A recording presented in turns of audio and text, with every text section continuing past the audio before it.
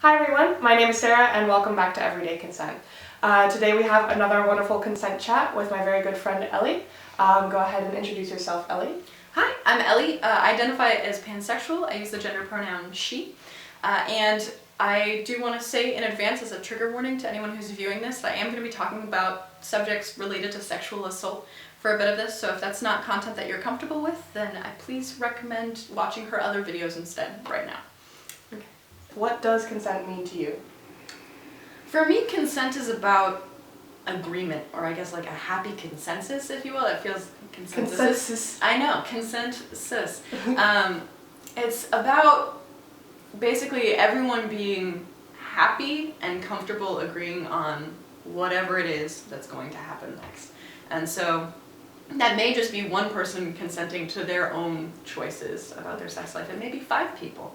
And it could be something that has nothing to do with sex at all, but for me it's that sense of agreement, that everyone is on the same page and understands what it is. There has to be some sort of comprehension of what it is that everyone has agreed on. Do you have any creative ways that you have figured out to give or ask for consent?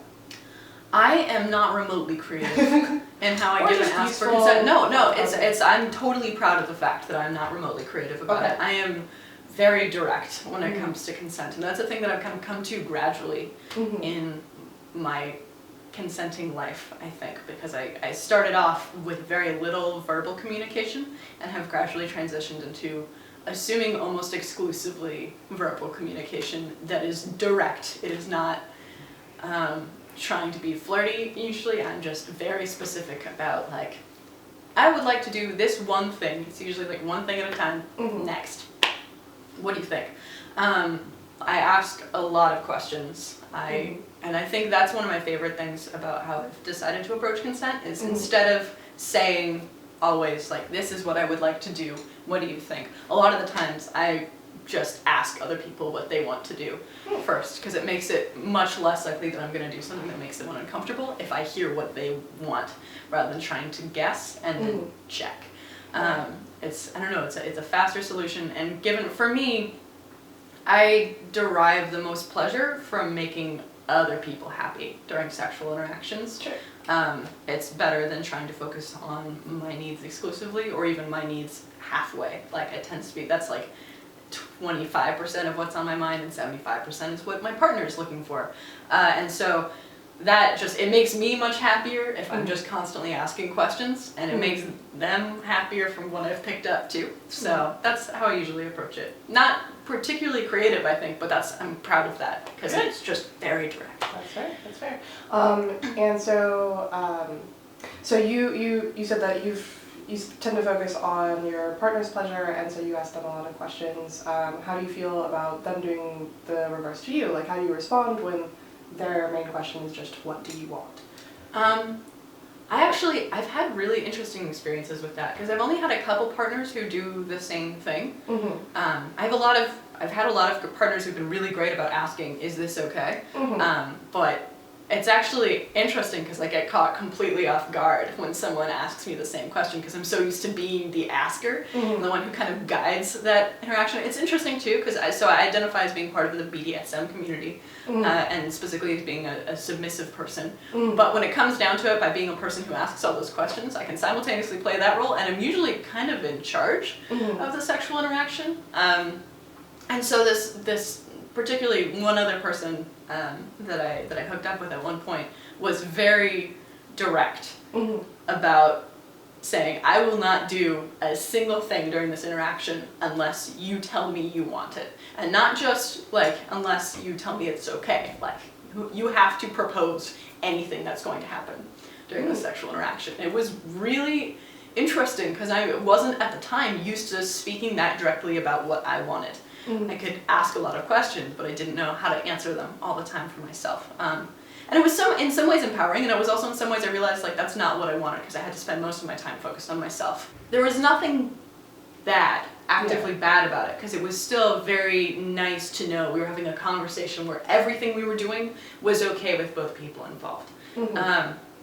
So that felt great. But definitely because I wanted to see my partner having pleasure, having it be focused on what I wanted made that much less rewarding. So compared to situations where I can be the one who asks the majority of the questions, and the majority of my partners have, I think, preferred that situation too, if nothing else, because it's a difficult conversation to learn to have. Certainly. So I think that's usually my preference. But it was still great. I mean, I feel like a lot of that drive to ask questions was kind of inspired by that interaction too. So Really? yeah. So you think about it more afterwards? Yeah, it became much more pronounced in how I approached sexual interaction after that. It was just like, I'm gonna ask all the questions. Every single little thing. I will assume nothing at all in advance. I will even, like, midway through something I've already gotten consent for, I'll be like, we still good? We still okay with this one? Like, minute later, still just like, I just want to be absolutely clear, especially with new partners. So. Yeah, well, that leads to another question. What do you think is important in establishing consent in newer relationships? In newer relationships or with a partner for the first or second or even fifth time, I think for me it's always been really important to set a norm of being direct, because I don't think that is for everyone, but it is what I need. I need people to communicate with me very, very directly about what they want and what they're going to do next, because I don't like being surprised.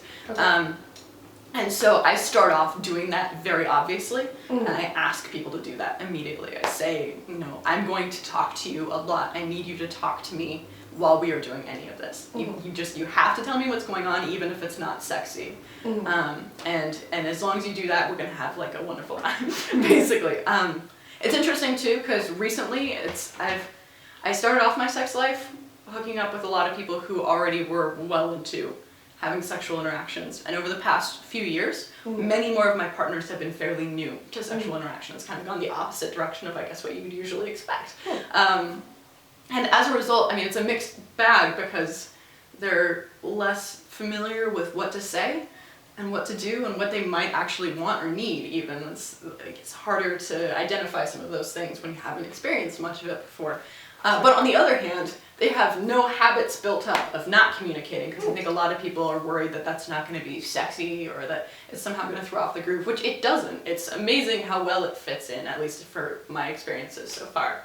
But it means that I think the people that I've hooked up with multiple times and been like, you have to tell me everything, I have a feeling they probably carry that on with them for the rest of their, at least the following year or so of hooking up, from having talked to some of them afterwards. And so you have caught up with someone they've said. Yeah, it's kind of contagious to be that communicative. I think overall it feels good to know what's going on. That makes a lot of sense. Yeah.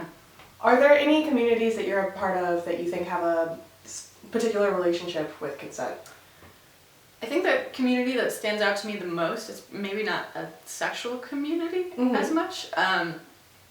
It's the theater community. Sure. As an actor, and especially recently, I was in kind of an amateur production of Hamlet, and in that production, I was married to someone.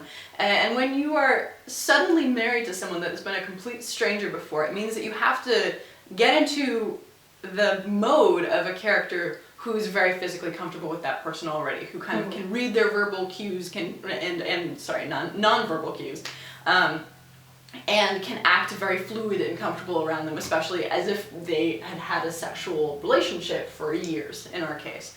And because of that, it meant that I had to immediately interact with this other actor and say, hey, is this okay? Is this okay? Can I hold your hand? Is it okay if I touch you right now in any way at all? Does it seem appropriate for the scene for us to be a little bit more cuddly? I personally would rather not do anything that involves actual kissing. Is that okay with you, or is that going to make the scene difficult? So the conversation has to be pretty much just as direct as my sex conversations end up being, but it ends up being with a stranger, and the context is completely different, because you're trying to figure out not necessarily just what you're comfortable with, but what this abstract entity of your character is comfortable with too. Yeah. It has to be some balance of what's appropriate for both of those, which sometimes can be really difficult to find depending on the character. I was pretty lucky in this case that it was very easy, and that the actor was very comfortable with her role, and so we immediately got along and made it work.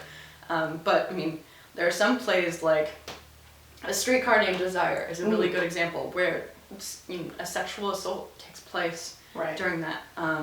And so it is really difficult to find the ability to trust another actor enough to be able to play a scene that is really uncomfortable and it has consent not built into it at all. And so things like that make it very important to communicate very directly with fellow actors. But I think it's maybe that's also helped inform how direct I am about it, is that I want to be very clear on what is and isn't okay when I'm talking to somebody that I don't know that well, but need to act familiar with them. That I need to say yes right now because this is an opportunity I should have been waiting for the past, however long. I should be excited about this, and therefore I will be excited about it. Which meant that my relationship with consent was complicated for a while because I was often agreeing to things because I felt like I should agree to them.